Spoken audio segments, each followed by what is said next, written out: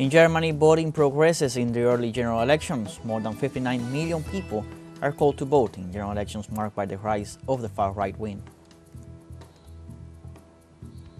In Lebanon, hundreds of people gather at the Sports City Stadium in Beirut to take part in the funeral activities honoring the two Hezbollah martyrs Sayed Hassan Nasrallah and Sayed Hashem Safi al-Din. In Argentina, the Attorney General Eduardo Tagliano indicted the President Javier Milei for the crimes of fraud, influence peddling, and negotiations incompatible with public office in the framework of the Libra cryptocurrency scam.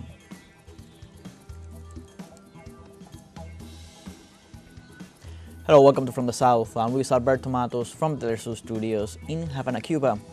We begin with the news. In Germany, voting progresses in the early general elections. More than 59 million voters are called to vote in an election marked by the rise of the far-right wing. Early general elections began this Sunday in Germany to elect a new Bundestag for the next 4 years, in a contest marked by challenges such as tensions with NATO, economic inequality, anti-immigration policies, among others. Polling stations began to receive votes from citizens at 8 a.m. local time and will be in operation until 6 p.m. local time. During the elections, 630 members of the lower house of parliament will be elected, who in turn will vote for a new chancellor. These are early elections because the ruling coalition of the Social Democratic Party, the Greens, and the Liberals disintegrated last November.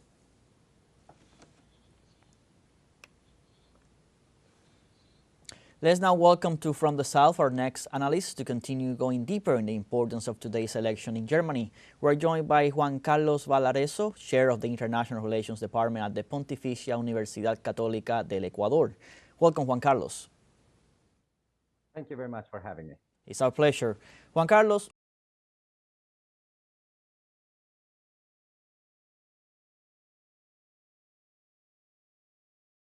what are the defining issues shaping voter priorities in this election? Climate change, economic recovery, post-pandemic, migration, or rising energy prices? How do these differ from past elections?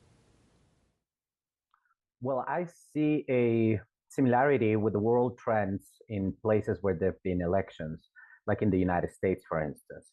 The two topics that are predominantly being debated right now by citizens and the candidates are immigration and the situation of the economy. In the case of Germany, I think particular consideration, given that it's the biggest country and the most populated in terms of the European Union status. So I think these elections are rather important because it would set the tone for the debate as to what happens with immigration. We see certain parties like the extreme far right party, AFD, talking about closing borders and taking a similar approach to Donald Trump when it comes to deportations and detentions of people. And then we have a more, I would say, probably still strong policy against immigration, like the Christian Democratic Union. However, at the same time, it is important to notice that when we talk about the economy, Germany is not going through a very good patch with the economy. It's had an stagnation for the last couple of years. And this is not necessarily due to the mismanagement of bad government of Olaf Scholz. We are seeing here a world trend that involves many variables, like the competition with the car industry in China, or the situation with the war in Ukraine that has led Germany to look for other sources when it comes to get the gas, therefore making it more expensive for Germans to acquire this resource. So I think it's a very complicated situation right now, especially regarding these two issues. You were referring to the Alternative for Germany party. This election has been marked by a rising support for the far right. Just yesterday, hours before the polls opened, there were large demonstrations in Berlin of people protesting against this far-right section of politics in Germany. In your opinion, what is the impact that the Alternative for Germany party will have and how it will shape the political discourse in the country, as polls expect that they will be the second majority in the parliament? I think it's very risky. I think it's very dangerous, given that the proposals by this party are very drastic. I remember looking at a rally of the Alternative for Germany party, and they had the intervention of Elon Musk. And this shows how this is more of a world trend situation. Also local, given the context of what Germany experienced in the last election. Let's remember that in turning, the AfD won the majority of the votes in the local elections. And it, of course, as you say, it is expected to be the second political force in the Bundestag. However, at the same time, it is also a situation that's put the other parties and the citizenry in general in alert. Let's remember that we haven't had a situation like this happening in Germany since the Second World War. And the rise, our ride, it's very dangerous given that it's a very unexpected situation, just like we are seeing now in the United States. With polls suggesting fragmented parliament, in your opinion, what coalition configurations are most likely? Could we see a first ever tripartite government, and how might that impact policy stability? I consider it very unlikely that any of the parties would have a coalition with the AfD. There were speculations in the past that Friedrich Merz, the candidate for chancellor for the Christian Democrat Union, had mentioned that the possibility of this happening, but then it was totally negated by saying that that is not an option. At the same time, then the rest of the parties that will remain, the Social Democrats, this is a big loss for them as Olaf Scholz party. And this shows how they will definitely need to negotiate with the Greens. And I see a possible Christian Democrat Union aligning or conceding certain space for the Social Democrats in order to form a coalition. Let's remember that in the past, Germany has already done this in the era of Angela Merkel, that managed to stay in power for 16 years. And that's an example of how this situation could happen. I mean, because of the political system Germany has, it leads to negotiations. And this could take weeks or even months to finally have a coalition that could form a government. Um, at the same time, I think it is very important that we keep our eyes open when it comes to these negotiations, because as we've seen in many other countries in the world, every time more and more politics is becoming very unexpected in terms of the results at the last minute. We saw in the recently concluded Munich Security Conference, U.S.-Germany relations take a dive. How might the election outcome affect Germany's strained ties with the U.S.? It's a very complicated situation, especially given that just a couple of days ago, Olaf Scholz has mentioned that the relations with the United States, especially with this tendency of the US to impose tariffs and to look for supposedly equality in this sense, has led Germany to take a stand and say that they will also impose tariffs on products that come from the United States. We also have to consider that this is not just an economic relation, it's a political and security relation as well. And given that the United States is trying to push aside the European Union as a whole, as an organization, as a region, in terms of dealing directly with Russia to try to end the conflict in Ukraine, it's definitely putting some pressure on Germany to show its strength as a European leader.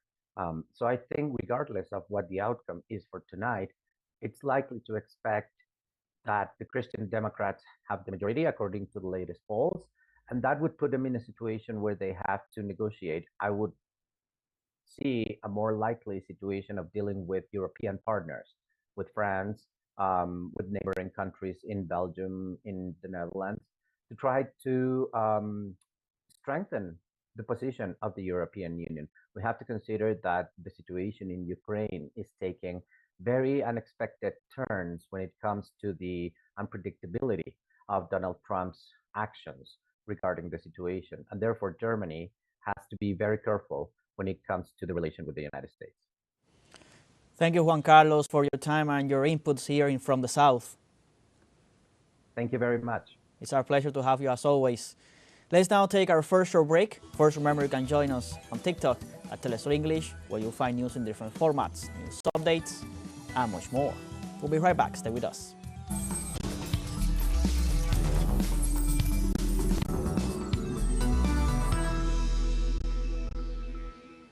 Welcome back. We'll take the topic of Germany as the voting in these early federal elections are close to finish.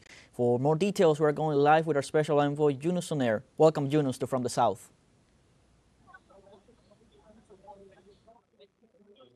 Hello, good afternoon, good evening, actually, from Berlin, the capital of the Federal Republic of Germany.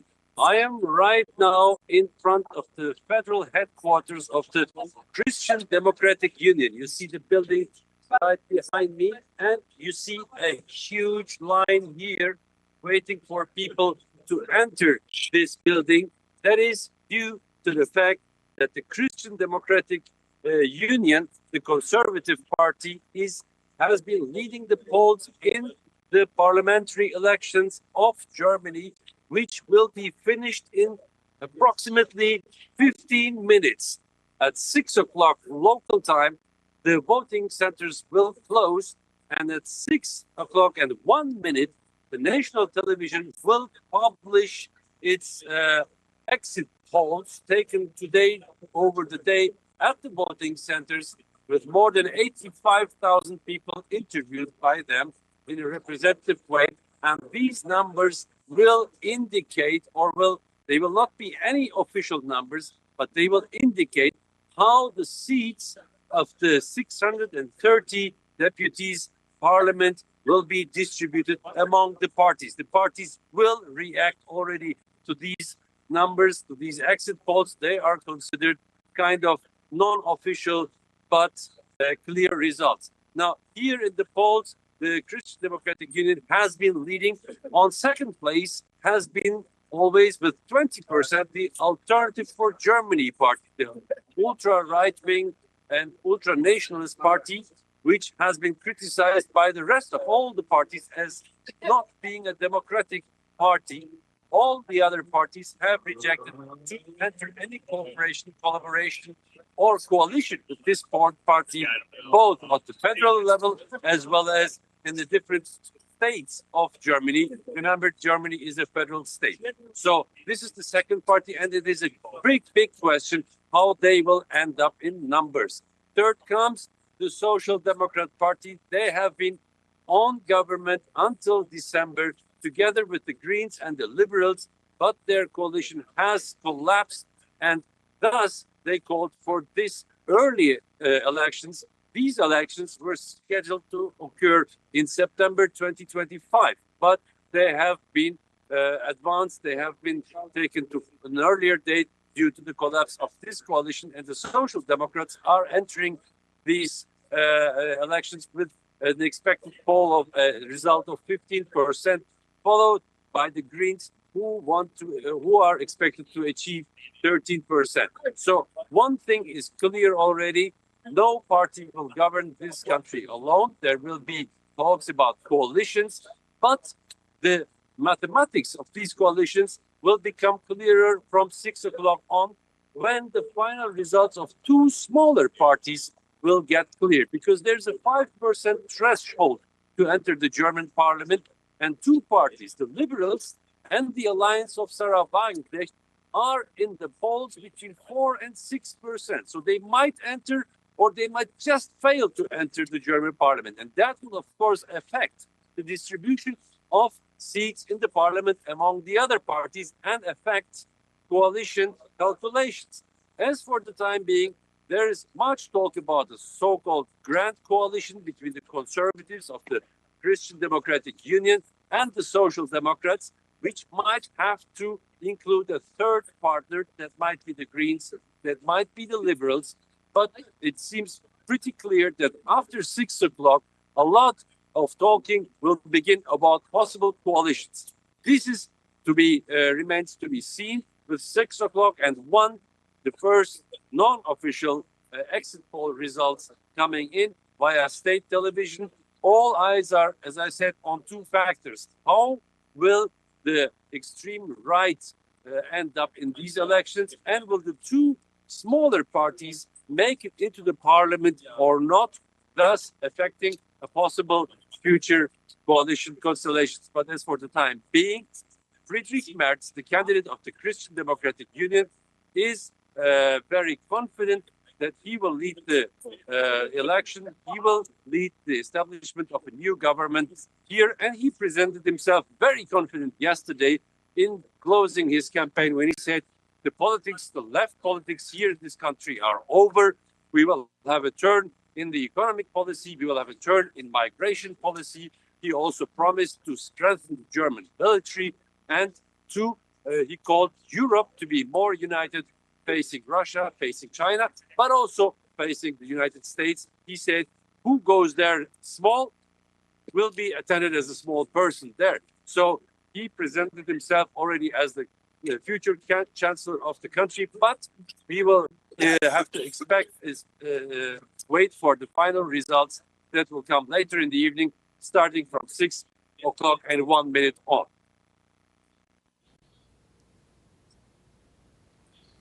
Thank you, Yunus, for the latest details as the election day is about to close. We'll stay in tune in the upcoming news brief for more information coming from Germany.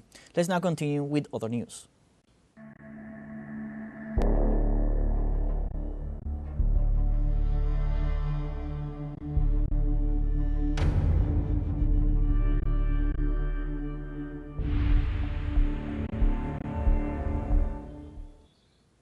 In Lebanon, hundreds of people gathered at the Sports City Stadium in Beirut to take part in the funeral activities honoring the two Hezbollah martyrs, Sayed Hassan Nasrallah and Sayed Hashem Safi al-Din.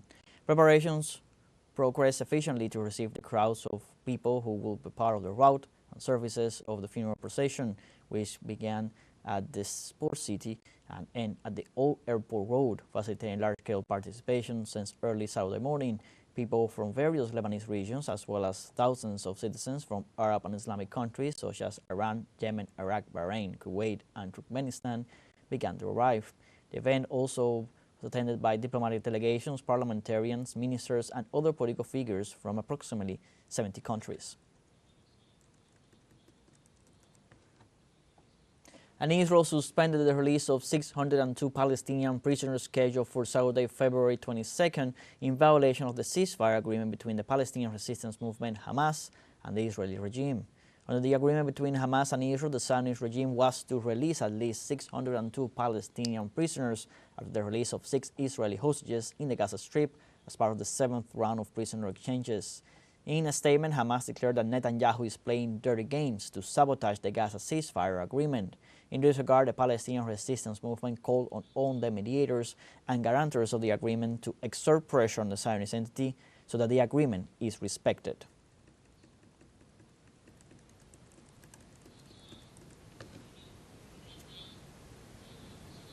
We now have a second short break coming up before we invite you to visit our YouTube channel at teleSUR English. There you'll be able to rewatch our interviews, top stories, special broadcastings, and more. Hit the subscribe button and activate the notification bell to stay up to date on the world's most recent events. Final short break, don't go away.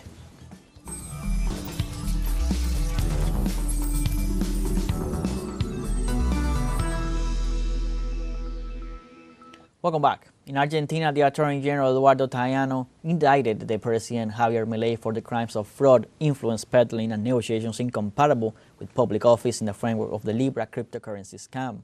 After a week of the outbreak of the controversy, Tajano started the investigations of the Argentine head of state and ordered the first evidentiary measures. To these investigations are added a series of denunciations coming from the United States and the accusations against the president's sister, Karina Milei, for the crime of bribery to coordinate hearings with the president. The Attorney General also ordered the intervention of the prosecutorial unit specialized in cybercrime of the public ministry, the purpose of tracing the websites linked to the cryptocurrency and collaborating in the preservation and recovery of evidence. And the government of Venezuela denounced a new act of sabotage against the national electric power system this Saturday, February 22nd.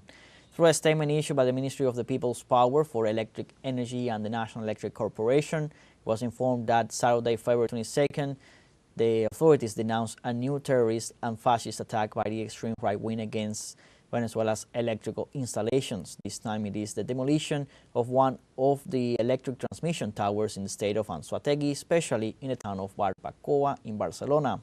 On the affected sectors, they noted the following sectors are currently affected: Mesonas, Viñedo, La Orquídea, Villa Olímpica, La Ponderosa, Cruz Verde, Residencia Tamarindo, Moriches, Puente Ayala, José Antonio Anzoátegui, and Mallorquín. The agency also straight communication was established with the Ministry of the People's Power for Internal Relations, Justice and Peace in order to activate all citizen security agencies and find the whereabouts of those responsible for the criminal act. And in Colombia, President Gustavo Petro called more than 4,000 farmers to a large mobilization to defend the agrarian reform and their rights to land and a dignified life. Petro called on agrarian representatives to mobilize to defend social conquest and vindicate the work of the farmers. During the ceremony, the new Chicoral Pact was signed, which is considered a roadmap to promote agrarian reform, guarantee rural well-being, and contribute to peace with social justice. Previously, on February 14th and the 15th, some 6,000 representatives of farmers, indigenous, and Afro-descendants communities formed municipal committees to strengthen the farmers' popular organization and those participate in the land distribution process.